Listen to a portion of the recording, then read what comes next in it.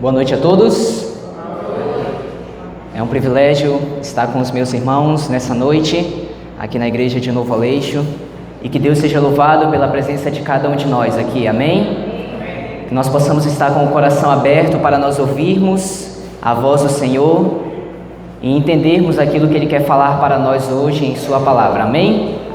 Muito bem, o título da mensagem que nós trouxemos hoje aqui para estudarmos juntos com os irmãos tem por título: Quando a última hora chegar. Eu penso que isso é algo que nós devemos levar em consideração para a nossa vida. Há muitas pessoas aí no mundo afora que têm entendido que o mundo está à beira de um grande caos. Algo muito grande está prestes a acontecer e talvez alguns chamam de fim do mundo. Talvez nós já tenhamos lidado com notícias como essa e talvez já tenhamos também pensado sobre o fim do mundo. Mas nós precisamos entender e pensar, quando a última hora chegar, o que será de nossa vida? Eu gostaria de convidar você a abrir sua Bíblia em João, capítulo 14. João, no capítulo 14. João, capítulo 14. E nós vamos ler do verso 1 até o verso 3.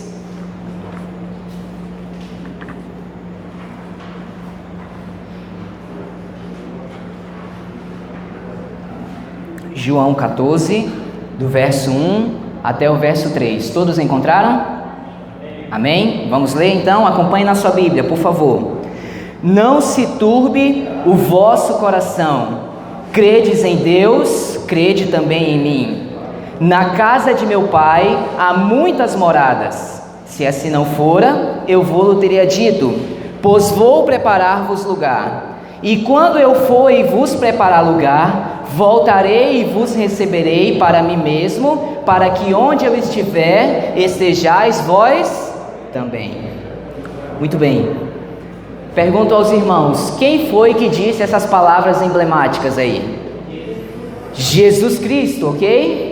Uma promessa muito especial feita da parte dele para com os seus discípulos. Acalmem o coração de vocês, confiem em mim, porque eu vou preparar o lugar e quando tudo estiver pronto, eu vou voltar para buscar vocês. Eu tenho certeza que quase 100% das pessoas que estão aqui essa noite já ouviram em algum momento essa frase ou essa promessa da parte de Jesus. E eu tenho certeza que todos nós que estamos aqui professamos crer na promessa de Jesus. Quantos aqui acreditam que Jesus irá voltar um dia? Podem levantar a mão? Muito bem, todos acreditam, que bom. Nós vivemos em um país cristão, né? E sempre temos ouvido falar sobre isso. Então, a questão que nós precisamos ver aqui essa noite não é que nós precisamos crer na volta de Jesus. A pergunta para nós essa noite é um pouco diferente. Nós temos nos preparado para este evento? Essa pergunta que nós precisamos fazer e nós precisamos refletir seriamente sobre ela. Chegará um dia em que este planeta terá vivido o seu último amanhecer e não mais haverá oportunidade de graça. Todos então terão decidido o seu destino eterno para todo o sempre. Estamos nós hoje, então, no tempo de graça, nos preparando para a volta de Jesus? Sabe, não sabemos quando Jesus irá voltar à Terra, mas Jesus Cristo deseja que nós nos preparemos para este encontro com Ele, e por isso Ele deixou sinais em Sua palavra, para que nós pudéssemos entender quando este evento acontecerá. E eu quero estudar com vocês sobre esses sinais essa noite. Olha só, queridos, aqui nós temos uma linha do tempo, ok? E ali está o evento que nós estamos crendo e esperando, a segunda vinda de Jesus, ok? E nós estamos aqui, hoje, ok? Então eu quero te convidar a abrir a Bíblia em Apocalipse capítulo 6 e nós vamos entender algo muito interessante essa noite sobre a volta de Jesus e a proximidade deste evento. Apocalipse, no capítulo 6. Apocalipse, o último livro da Bíblia, capítulo 6. nos fala sobre os 7 selos do Apocalipse. Essa foi uma metodologia que Cristo usou para nos indicar o curso da história e como viveria o seu povo desde quando ele esteve aqui na terra até o dia em que ele voltaria para cumprir a passagem de São João capítulo 14, ok? Então os selos do Apocalipse percorrem todo o processo da história e termina com a volta de Jesus. Então acompanhe nossa Bíblia para nós nos encontrarmos dentro da história. Apocalipse 6, verso 1. Vi quando o Cordeiro abriu um dos 7 selos e ouvi um dos 4 seres viventes dizendo, como se fosse voz de trovão, vem. Vi, então, e eis um cavalo branco e o seu cavaleiro com um arco. Foi-lhe dado uma coroa e ele saiu vencendo para vencer. Muito bem, acompanhe agora comigo aqui na tela. Aqui está bem ilustrado para nós, ok? Este primeiro cavaleiro conta para nós o primeiro período que a igreja passaria desde quando Cristo esteve aqui na terra, ok? A Bíblia diz para nós que este cavalo que representa este período, ele era da cor branca. E o branco simboliza o que para nós? A paz. E dentro de um cenário bíblico, ele representa a ausência de sujeira, limpeza, pureza. Ok? O branco aqui, neste momento, dentro deste cenário do Apocalipse, representa o período de pureza da igreja de Deus. Ok? Muito bem, símbolo de pureza. A Bíblia diz que este cavaleiro está com um arco na sua mão. Ok? E um arco é um instrumento que você usa quando você está em batalhas. Ok? Mas esse cavaleiro também tem uma coroa na sua cabeça. E a coroa, dentro do cenário bíblico, é um símbolo de vitória. Ok? Então este primeiro cavaleiro, que conta-nos o primeiro período da Igreja de Deus até a volta de Jesus, começa ali com Cristo, no ano 31, e ele vai até aproximadamente o ano 100 depois de Cristo. Esse período foi o período que viveram os apóstolos, ok? E eles, por terem aprendido os ensinos diretos de Cristo, eles não permitiam que nenhum ensino errado entrasse dentro da igreja. Eles mantiveram a doutrina da igreja pura. Se você ler o livro de Atos, você vai encontrar lá uma cena em que o homem, ele chega para o apóstolo e ele queria comprar do apóstolo o poder para curar as pessoas. E Pedro não permite isso, ele repreende o homem. Então era um período que a igreja vivia em pureza doutrinária, ok? Então este cavalo branco representa a primeira fase da igreja de Cristo. E ela foi até que ano? Aproximadamente o ano 100 depois de Cristo. E aí nós vamos agora para o segundo selo do Apocalipse. Vamos acompanhar na Bíblia? Apocalipse 6, verso 3 e verso 4. Quando abriu o segundo selo, ouvi o segundo ser vivente dizendo, vem. E saiu outro cavalo. De que cor agora, irmãos? Vermelho. E o seu cavaleiro foi-lhe dado tirar a paz da terra, para que os homens se matassem uns aos outros. Também foi-lhe dada uma grande espada. O vermelho, dentro do cenário bíblico, ele representa o que, irmãos? Sangue, muito bem, representa sangue, ok? E a gente percebe um detalhe muito interessante aqui. O primeiro período da igreja, que falava de um cavalo de cor branca, que representava a pureza, agora esse período ele é transformado, porque o cavalo mudou de cor. A primeira coisa que nós percebemos aqui, então, é que a igreja, depois que os apóstolos morreram, o último deles, ela começou a perder a sua pureza. Ok? Então, ensinos que não foram dados por Cristo e pelos apóstolos começaram a entrar dentro da igreja de Deus e a igreja começou a perder a sua pureza, ok? E o sangue, como nós falamos, sendo símbolo de morte, nos fala de um período em que os filhos de Deus, aqueles que queriam permanecer fiéis, eles começaram a ser perseguidos e morreram por serem fiéis ao Senhor, ok? Muito bem, então olha só, a espada muito bem representa aqui um elemento, um objeto que é usado para tirar a vida das pessoas, representando bem esse período de perseguição e morte aos cristãos. Então, esse segundo período da igreja começa ali com o ano 100 depois de Cristo, e ele foi até aproximadamente o ano 313 depois de Cristo. Porque quando nós chegamos neste ano, a igreja mudou mais uma vez de fase, e é o que nós vamos ver agora. Acompanhe aí na sua Bíblia. Apocalipse capítulo 6, verso 5. Quando abriu o terceiro selo, ouvi o terceiro ser vivente dizendo: vem. Então vi, e eis um cavalo, de que cor agora, irmãos? Preto, e o seu cavaleiro com uma balança na mão. E ouvi como voz no meio dos 4 seres viventes, dizendo: uma medida de trigo por 1 denário, 3 medidas de cevada por 1 denário, e não danifiques o azeite e o vinho. Vamos entender isso agora? Lembra qual era a cor do primeiro cavalo, irmãos? Quem lembra? Branco. E o branco símbolo de quê? Pureza. Agora o cavalo é de que cor, irmãos? Preto. O que isso significa para nós, então? A pureza que a igreja de Deus tinha lá no seu início, quando nós chegamos a esse período aqui, ela totalmente foi perdida. Veja que grande crise entrou no povo de Deus. Por que esse cavaleiro ele traz uma balança na sua mão? Qual é o significado que Deus escreveu para a gente aí? O que ele queria nos ensinar com isso?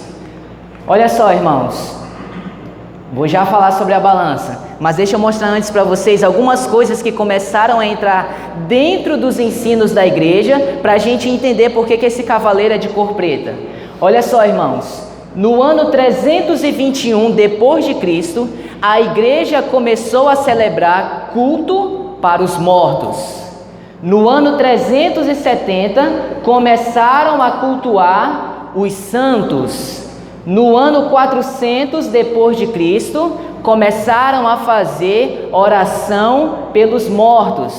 E por que isso é errado, irmãos? Porque a Bíblia deixa muito claro para nós o estado dos mortos. Não é verdade? Eles não têm consciência, eles estão descansando na sepultura. Então essas coisas aqui, Deus chega a dizer lá no livro de Deuteronômio que a pessoa que consulta os mortos, ela está cometendo abominação contra Deus. Então esses ensinos que não agradam ao Senhor começaram a entrar na doutrina da igreja. Outra coisa que começaram a ensinar, irmãos, o dogma do purgatório, que é algo totalmente contra a doutrina da salvação, porque nos ensina que a pessoa depois que morre, se ela foi uma pessoa mais ou menos, ela está num local intermediário e ela ainda pode ter chance de ir para o céu. Então todas essas heresias começaram a entrar dentro do povo de Deus, e por isso ela é representada por esse cavalo preto. Agora a balança, o que significa?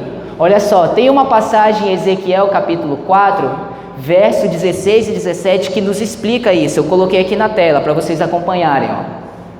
Lá diz assim, eis que eu quebrarei o sustento de pão em Jerusalém, e comerão pão por peso e com ansiedade, e a água beberão por medida e com espanto, para que lhes falte o pão e a água, e se espantem uns com os outros, e se consumam nas suas iniquidades. Então a balança, ela tem um simbolismo de algo que representa escassez e fome, ok? Só que como este cavalo representa o povo de Deus, está falando de uma escassez e fome espiritual. Vejam o que ele falou aqui, irmãos. Vamos relembrar o que nós lemos aqui na Bíblia, para nós entendermos bem essa parte. O verso 6, uma medida de trigo por 1 denário, e 3 medidas de cevada por 1 denário, e não danifiques o azeite e o vinho. Vamos entender o que significa isso?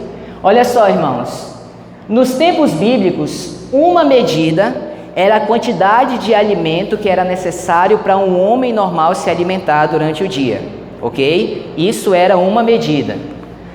O que era, irmãos, 1 denário? 1 denário era a diária de trabalho de um homem, ok? Então, um denário ele ganhava quando ele trabalhava o dia inteiro.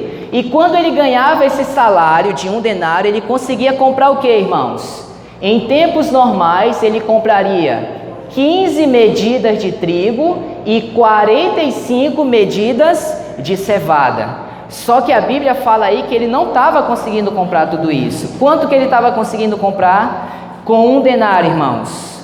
Somente uma medida de trigo e 3 medidas de cevada. Ou seja, realmente era um período de muita escassez e fome, ok? Só que escassez da verdade, porque faltava alimento espiritual verdadeiro. Heresias e falsas doutrinas começaram a entrar no seio da igreja, ok? Então esse período, irmãos, começou no ano 313 e ele foi até o ano 538 depois de Cristo, ok? A Bíblia falou aí para nós essa informação interessante também, ó.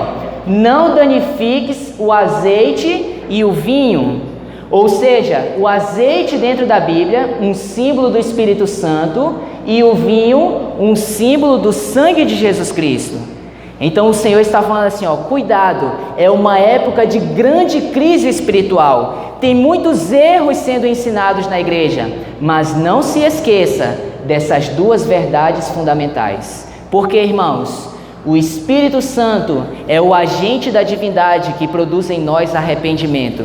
E o sangue de Cristo é o meio pelo qual nós podemos ser salvos. Então não se esqueça dessas duas verdades fundamentais. É isso que Deus está querendo falar aqui para nós. Muito bem, o terceiro selo do Apocalipse nos leva então até o ano 538 depois de Cristo, e então começa um novo período. Vamos acompanhar aí na nossa Bíblia, verso 7 e verso 8. Quando o Cordeiro abriu o quarto selo, ouvi o quarto ser vivente dizendo: vem. E olhei, e eis um cavalo de que cor, irmãos? Amarelo, e o seu cavaleiro, sendo esse chamado como? Morte, e o inferno estava seguindo, e foi-lhe dada autoridade sobre a quarta parte da terra, para matar a espada, pela fome, com a mortandade e por meio das feras da terra. Então, irmãos, o que aconteceu com o povo de Deus a partir do ano 538? Primeira coisa, vamos começar pela cor, ok? Lembram da cor do primeiro cavalo? Branco, símbolo de pureza. E nós acabamos de ver um cavalo de cor preta, ok? Totalmente oposto, a igreja perdeu a sua pureza. Aí a Bíblia diz agora que esse cavalo, ele é de cor amarela. Eu pergunto para os irmãos, vocês acham que a situação da igreja, nesse período aqui, ela melhorou ou ela piorou? Pela cor, o que vocês acham? Parece que melhorou, né, irmão? Do preto para o amarelo. Só que, olha só que interessante, irmãos. A palavra no original que foi traduzida aqui como amarelo é aquele amarelo tom de morte, a cor da morte. Já viu? Quando uma pessoa está sendo velada no caixão e ela está aquele amarelo pálido, né? Tom de morte. Então é esse tom de amarelo aqui. Ou seja, em vez de a situação do preto para o amarelo ter melhorado, ela conseguiu piorar ainda mais, irmãos. Ok? Então olha só, a Bíblia diz como era o nome do cavaleiro, vocês lembram aí? Morte era o nome do cavaleiro. E o inferno, a Bíblia diz que vinha seguindo ele. A palavrinha lá no original, ó, é a palavra Sheol, que significa sepultura. Ou seja, mais uma vez, um período de grande mortandade para aqueles que queriam ser fiéis a Deus. Ok? E aí ele mostra aqui, inclusive, as ferramentas que eram usadas nesse período para matar os filhos de Deus. Então, que período foi esse na história, irmãos? É o período que nós conhecemos como supremacia papal, ok? Ou a Santa Inquisição. Foi o período em que o papado se estabeleceu no poder e ele perseguiu todos aqueles que não se submetiam ao que ele ensinava como autoridade religiosa. E então ele começou a perseguir e matar os filhos de Deus, ok? Então o quinto selo do Apocalipse, ele vai até mais ou menos o ano de 1517. E o ano de 1517 marca então para nós a abertura de mais um selo do Apocalipse. Vamos acompanhar na nossa Bíblia? Apocalipse capítulo 6, verso 9. Quando ele abriu o quinto selo, vi debaixo do altar as almas daqueles que tinham sido mortos por causa da palavra de Deus e por causa do testemunho que sustentavam. Clamaram em grande voz, dizendo: até quando, ó soberano Senhor, santo e verdadeiro, não julgas nem vingas o nosso sangue dos que habitam sobre a terra? Quem são esses que estão clamando aqui, irmãos? Simbolizam os filhos de Deus que tinham sido mortos naquele período anterior ali, da supremacia papal, ok? Então agora simbolicamente eles estão aqui clamando por justiça. E aí o verso 11 diz: então a cada um deles foi dada uma vestidura branca e lhe disseram que repousassem ainda por um pouco de tempo. Então essas almas que estão aqui debaixo do altar clamando por justiça simbolizam os filhos de Deus que morreram aqui nesse período, irmãos, ok? A palavra usada para almas aqui tem um simbolismo, não algo literal, como se existisse almas penadas ou aqueles vultos debaixo lá do altar clamando, ok? Veja o que a Bíblia diz em Ezequiel capítulo 18, verso 20. A alma que pecar, essa o que, irmãos? Morrerá. Então, de acordo com a Bíblia, a alma não é imortal, ok? Então é um simbolismo que o Apocalipse está usando para falar sobre os filhos de Deus, né? E diz que eles estão clamando por justiça, né? Então alguém pode pensar assim: poxa, mas eles estão vivos lá, estão falando inclusive com Deus. Mas veja o que Deus falou para Caim, por exemplo, lá em Gênesis capítulo 4, verso 10. E disse Deus: o que fizeste? A voz do sangue do teu irmão clama a mim desde a terra. E sangue não fala, não é verdade? Então é uma metáfora que Deus está usando aqui para falar sobre os seus filhos que estavam clamando por justiça, ok? O quinto selo do Apocalipse, então, irmãos, começa em 1517, quando Lutero inicia a Reforma Protestante, e ele vai até o ano de 1755 depois de Cristo. E veja que nós estamos nos aproximando aqui do momento em que nós vivemos, não é verdade? Então, no ano de 1755, acontece a abertura de mais um selo do Apocalipse. Vamos dar uma olhada aí na nossa Bíblia? Apocalipse capítulo 6, verso 12. Diz assim, ó: quando o Cordeiro abriu o sexto selo, o que aconteceu, irmãos? Sobreveio um grande terremoto. Em seguida, o sol se tornou negro como saco de crina e a lua toda como sangue. As estrelas do céu caíram pela terra, como a figueira quando abalada por vento forte deixa cair os seus figos verdes. O céu recolheu-se como um pergaminho quando se enrola. Então todos os montes e ilhas foram movidos do seu lugar. Vamos dar uma pausa aqui. Veja que interessante, irmãos. Quando o Cordeiro, que é Cristo, abre o sexto selo, nós entramos em um outro período da história que é marcado por sinais que aconteceriam na natureza, ok? Um grande terremoto, depois o sol ficaria escuro como um saco de crina, a lua vermelha como sangue, as estrelas cairiam do céu e o céu depois se recolheria como um pergaminho. Ok? Então veja que aqui temos sinais interessantes ocorrendo no meio da natureza, ok? Então esse terremoto aí que marca o sexto selo, irmãos, é bem verdade que sempre existiram terremotos em toda a história, né? Mas nós acreditamos que esse terremoto aqui, de 1º de novembro de 1755, é o terremoto de que está falando aí na Bíblia, irmãos, porque ele foi um terremoto sem precedentes até esse período da história. Veja um relato da época, o que fala sobre esse terremoto. Disse que o movimento desse terremoto foi ondulante, com uma velocidade média de 30 km por minuto. Uma grande onda varreu a costa da Espanha e se diz que atingiu 18 metros de altura em Cádiz. Cádiz é uma cidade lá de Portugal, onde o terremoto aconteceu de forma muito forte, ok? E por que nós acreditamos que esse foi o terremoto? Como eu disse para os irmãos, esse foi um terremoto sem precedentes, porque ele aconteceu lá na Europa, mas ele foi sentido na África, atravessou todo o oceano e foi sentido inclusive aqui na América, Então veja que de fato nós estamos falando de um terremoto muito forte. Veja esse outro relato da época que fala aqui, irmãos. Um som de trovão foi ouvido por baixo da terra, e logo em seguida, um violento abalo arruinou a maior parte daquela cidade, Lisboa. O mar retirou-se a princípio, deixando seca a barra, mas precipitou-se em seguida, levantando-se 15 metros acima de seu nível habitual. As serras maiores de Portugal foram abaladas como nos próprios fundamentos. Algumas delas se abriram em seus cumes, que se fenderam e romperam de maneira assombrosa. Então, de fato, estamos falando de um terremoto sem precedentes na história da humanidade, ok? Então, o primeiro sinal dado na natureza aconteceu no ano de 1755. Depois, o sol se tornaria escuro e a lua vermelha como sangue. Quando aconteceu este evento na história, irmãos? A história conta para nós que estes dois sinais se cumpriram no dia 19 de maio de 1780. Você pode pesquisar depois na internet. Esse dia é conhecido como o Dia Escuro. Os relatos da época falam que essa escuridão foi tão escura que eventos públicos precisaram ser cancelados.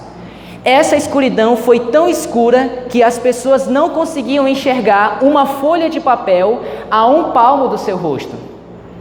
E porque nós cremos também que este dia marca o cumprimento desse sinal aqui, irmãos? Porque muitas pessoas podem dizer assim: mas nós vemos hoje muitas vezes o sol escurecendo, e nós chamamos isso de quê? Eclipse, não é? Mas nesse dia a ciência não registra nenhum eclipse. Ou seja, realmente aconteceu um evento sobrenatural em que o sol escureceu. E o que foi mais interessante, irmãos, é que na noite seguinte, quando a lua apareceu no céu, ela estava completamente vermelha. Então esses dois sinais, eles se cumpriram em sequência, ok? Então, avançamos até 1780. E a queda das estrelas, irmãos? Quantos aqui já viram uma estrela no céu caindo? Nós chamamos de estrela cadente, não é? São meteoros que entram na atmosfera, pegam fogo, se consomem e apagam. Mas por que nós dizemos que 13 de novembro de 1833 é o dia que marca a chuva de estrelas que a Bíblia está profetizando aí? Porque nessa noite, irmãos, muitas vezes quando nós vemos a estrela cadente, aliás, eu nem lembro quando foi a última vez que eu vi uma estrela cadente. E quando a gente vê, só é uma, né? Só que nessa noite aqui, irmãos, essa chuva de meteoros começou às 9 da noite e ela só parou quando o outro dia amanheceu. Então, de fato, foi uma queda de estrelas sem nenhum precedentes na história. Nós cremos, então, que esta data marca mais um cumprimento dos sinais proféticos, ok? E aí, qual é o próximo evento? Vocês lembram que a Bíblia profetizou aí? Depois da queda das estrelas? O céu se recolheria como um pergaminho. Que evento é esse, irmãos? Vamos ver na Bíblia? Apocalipse 6, verso 14. E o céu recolheu-se como um pergaminho quando se enrola. Então todos os montes e ilhas foram movidos do seu lugar. Os reis da terra, os grandes, os comandantes, os ricos e os poderosos, todo escravo, todo livre, se esconderam nas cavernas e nos penhascos dos montes. E disseram aos montes e aos rochedos: caí sobre nós e escondei-nos da face daquele que se assenta no trono e da ira do Cordeiro. Por que, irmãos? Porque chegou o grande dia da ira deles. E quem é que pode suster-se? Que evento é esse, irmãos? De o céu se recolher como um pergaminho? É a volta de Jesus. Viram que eles falaram aí? Os céus se recolheram, os grandes da terra começaram a se esconder. Por quê? Porque chegou o grande dia da volta de Jesus. Então vejam, queridos, quando nós olhamos para essa profecia que o Senhor deixou para nós, para nos orientar, para que nós pudéssemos entender em que momento nós estamos da história e quanto tempo falta para a volta de Jesus, de acordo com essa profecia, qual é o sinal que irá acontecer? O céu irá se recolher como um pergaminho e Jesus Cristo voltará à terra. Já ouviram aquela frase? Breve Jesus voltará? A cada dia que passa, ela vem ganhando mais e mais sentido. Então é por isso que nós precisamos pensar, irmãos, quando chegar a última hora, qual será a nossa posição? Estaremos entre aqueles que estarão olhando para o céu dizendo: este é o meu Deus que eu estava aguardando? Ou estaremos entre os grandes poderosos da terra, aqueles escravos ou livres que estarão se escondendo da face do Senhor, porque apesar de saber que Jesus iria voltar, eles não se prepararam para este evento. Apesar de professarem que creem na volta de Jesus, eles não se prepararam, não abandonaram o mundo e as coisas que o prendiam no mundo, e então chegou a última hora, e já não há mais tempo para fazer escolha. Quanto tempo será que falta, irmãos, para este evento acontecer? Nenhum de nós sabe, nenhum de nós tem poder para isso, nem ao menos sabemos se estaremos vivos quando o Senhor voltar. Sabe, isso é mais forte, nós precisamos pensar sobre isso. Quanto tempo ainda temos de vida? Enquanto estamos vivos, nós precisamos tomar uma decisão em nossa vida, irmãos. Porque quando aquele dia chegar, quem é que estará com os olhos olhando para o céu? Vamos ver isso? Apocalipse 6, verso 17. Termina com uma pergunta para nós. Porque chegou o grande dia da ira deles, quem é que pode suster-se? A resposta para essa pergunta está no título do capítulo 7 de Apocalipse. O que diz aí o título desse capítulo, irmãos? Os 144 mil selados de... Quando aquele dia chegar, somente estarão em pé aqueles que tiverem o selo de Deus, aqueles que forem identificados como filhos de Deus, aqueles que fizeram uma aliança verdadeira com o Senhor, que buscaram ser fiéis ao Senhor. Somente aqueles que tiverem o selo de Deus estarão em pé naquele dia para receber o seu Senhor em glória. Diante disso, eu gostaria de compartilhar com os irmãos uma história que Jesus contou, que está em Mateus, no capítulo 22.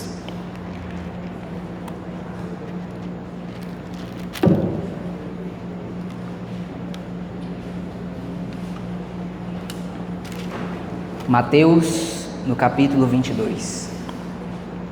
De novo entrou Jesus a falar por parábolas, dizendo-lhes: o reino dos céus é semelhante a um rei que celebrou as bodas de seu filho. O que são as bodas, irmãos? Celebração de casamento, ok? É a festa da celebração do casamento. Verso 3. Então enviou os seus servos a chamar os convidados para as bodas, mas estes não quiseram vir. Enviou ainda outros servos com esta ordem: dizei aos convidados: eis que já preparei o meu banquete, os meus bois e cevados já foram abatidos e tudo está pronto, vinde para as bodas. Eles, porém, não se importaram e se foram, um para o seu campo e outro para o seu negócio. E os outros, agarrando os servos, os maltrataram e mataram. O rei ficou irado e, enviando as suas tropas, exterminou aqueles assassinos e lhes incendiou a cidade. Então disse a seus servos: está pronta a festa, mas os convidados não eram dignos. E depois para as encruzilhadas dos caminhos e convidai para as bodas a quantos encontrardes. E saindo aqueles servos pelas estradas, reuniram todos os que encontraram, maus e bons, e a sala do banquete ficou repleta de convidados. Entrando, porém, o rei para ver os que estavam à mesa, notou ali um homem que não trazia veste nupcial, e perguntou-lhe: amigo, como entraste aqui sem a veste nupcial? E ele emudeceu. Então ordenou o rei aos seus serventes: amarrai-o de pés e mãos e lançai-o para fora nas trevas. Ali haverá choro e ranger de dentes, porque muitos são chamados, mas poucos escolhidos. Vamos entender o que Jesus quis dizer nessa história? As bodas são a celebração de um casamento, ok? E quem está celebrando o casamento aí é o filho de um rei. O rei desta parábola representa Deus o Pai. O filho do rei é Jesus Cristo, que está se casando. Lá em Apocalipse 21, João viu a cidade santa descendo do céu e ele fala que ela vinha ataviada como uma noiva adornada para o seu marido. Então, simbolicamente, Jesus Cristo está se casando com a Nova Jerusalém, a cidade, ok? E o rei manda chamar os convidados para participarem dessa celebração. Quem são os convidados?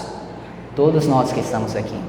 Todos nós somos convidados a participar dessa grande celebração no reino dos céus, ok? Só que a Bíblia fala que um homem, ele não tinha a veste própria para a festa de casamento, a veste nupcial, ok? E aí ele foi lançado fora da festa, ele não participou da celebração.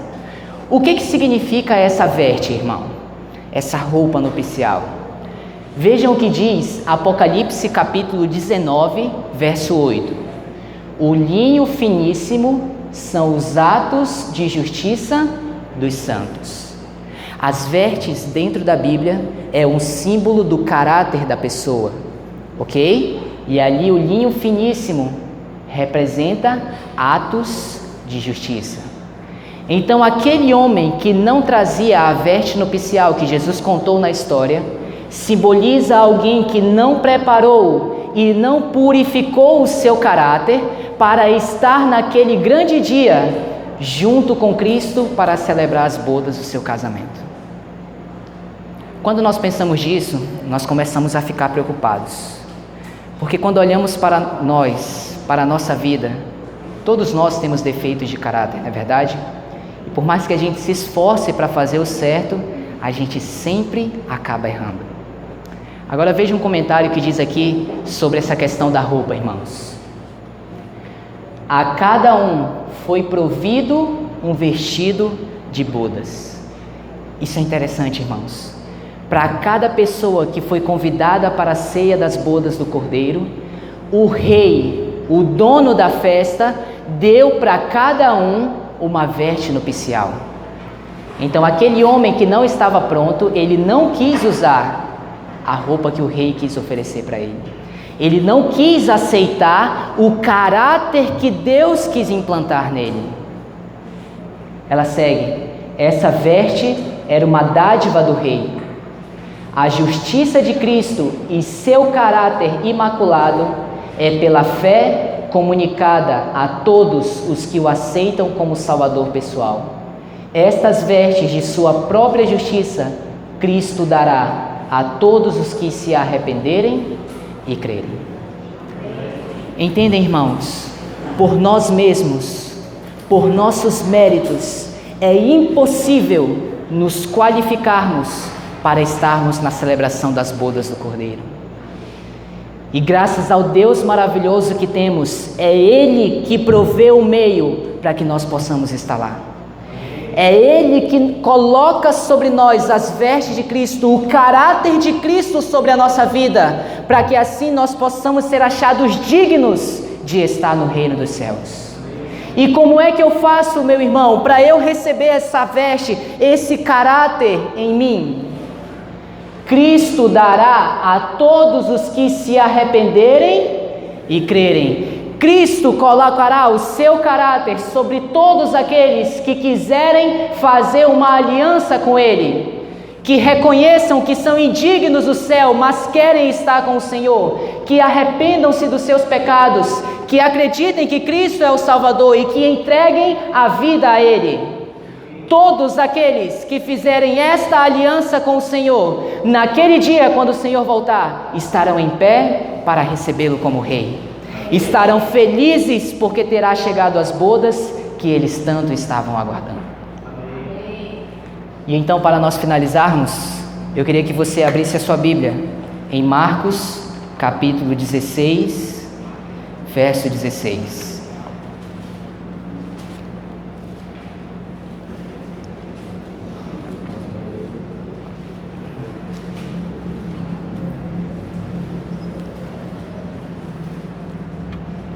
Marcos capítulo 16, verso 16. Todos encontraram? Acompanhe na sua Bíblia, por favor. Essas palavras são de Cristo e Ele disse assim: quem crê e for batizado será salvo. Quem, porém, não crer, será o que, irmãos? Condenado. Então, sabe, queridos, a decisão de seguir a Cristo não tem a ver com sentimentalismo, não tem a ver com emoção, tem a ver com razão. Cristo não quer ninguém seguindo a Ele por oba-oba, sabe? Porque só está esperando vitória, bênção e prosperidade aqui na terra.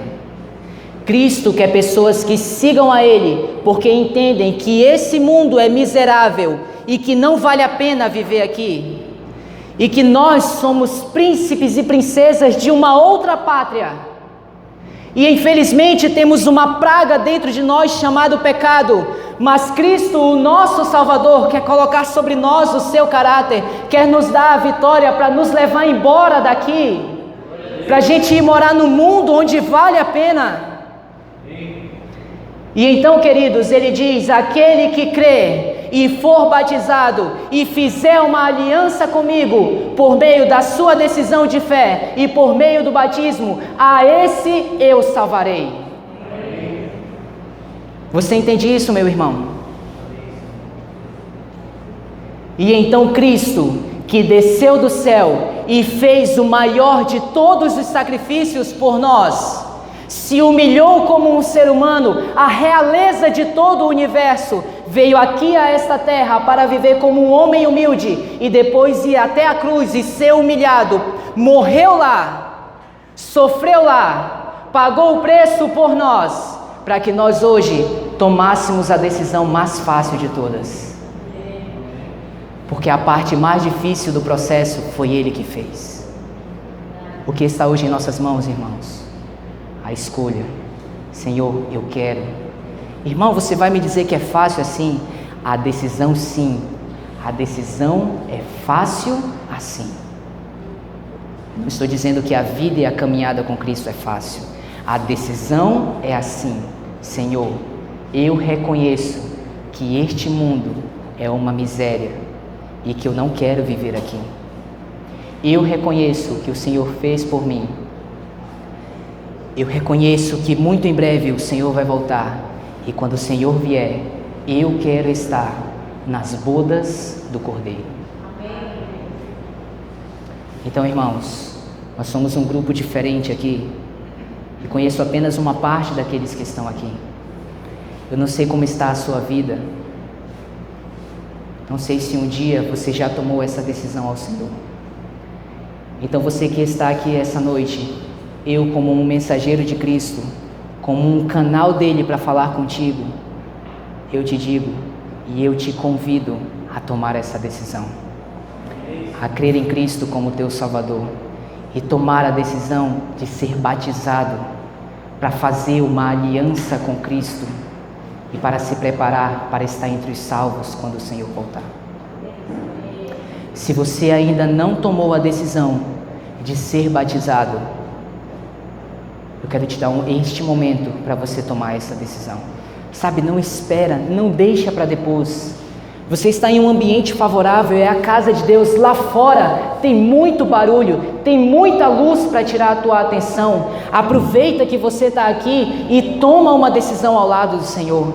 Enquanto há graça, irmãos, enquanto há tempo de graça e aquele dia ainda não chegou, tome uma decisão ao lado do Senhor. Então nós vamos ouvir uma música agora, e eu quero que você aproveite este momento para você tomar a sua decisão.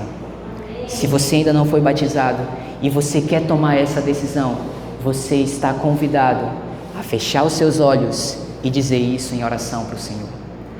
E depois eu quero que você dê um passo a mais. Eu quero que você fique em pé no banco aí onde você está, para você mostrar para os outros que você fez a sua escolha. Faça isso. Você pode encorajar alguém que está na mesma dúvida que você. Para aqueles que estão aqui, que há algum tempo atrás, quem sabe, já tomaram essa decisão de ser batizados e fazer uma aliança com o Senhor, a minha pergunta é: como está a sua caminhada com Deus? Está bem? Se o último dia fosse hoje, estaremos prontos para estar de cabeça erguida, para subirmos com Cristo para o céu? Vocês não acham que é tempo de nós pensarmos sobre isso? Como está a nossa caminhada com o Senhor? Deus é um Deus misericordioso, irmãos, e tem esperado o máximo que pode para que nós possamos fazer uma aliança genuína com Ele, para que Ele possa nos salvar. Então nós que estamos aqui e já tomamos a nossa decisão no passado, quem sabe estamos cambaleando em nossa vida espiritual, esta é a hora de você fechar os seus olhos e de você falar com Deus: Senhor, me perdoe, preciso recomeçar, tenha misericórdia, me ajude, eu quero ir para o céu. Então o irmão irá cantar agora, e aproveite essa música para ter o seu momento com Deus. Sabe, irmãos, Cristo nunca prometeu que a caminhada com Ele seria fácil. Você não vai encontrar na Bíblia dizendo que você vai ter o melhor emprego, a melhor casa, o melhor carro, que você vai ser popular na sua turma, mas Ele te promete vida eterna, vida abundante em um outro mundo, não nesse, em um mundo que vale a pena.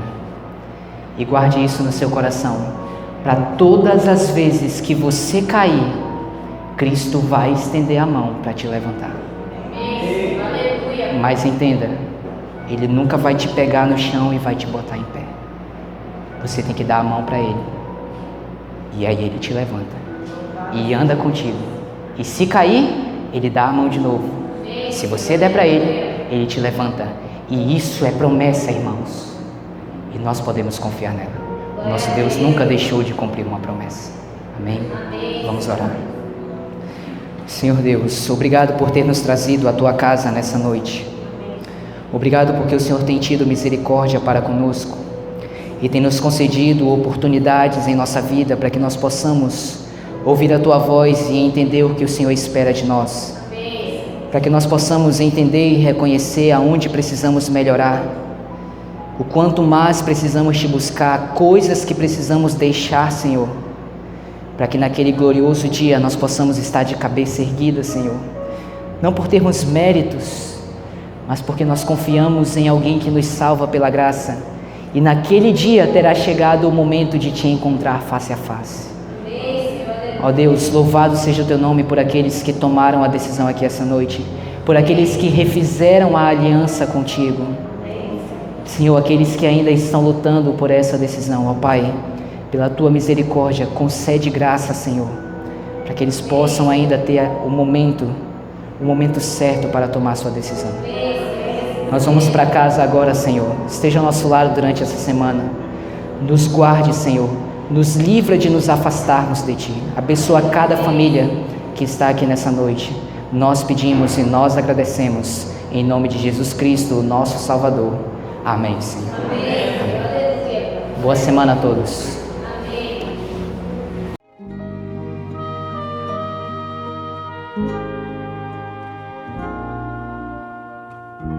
Cada dia posso ver,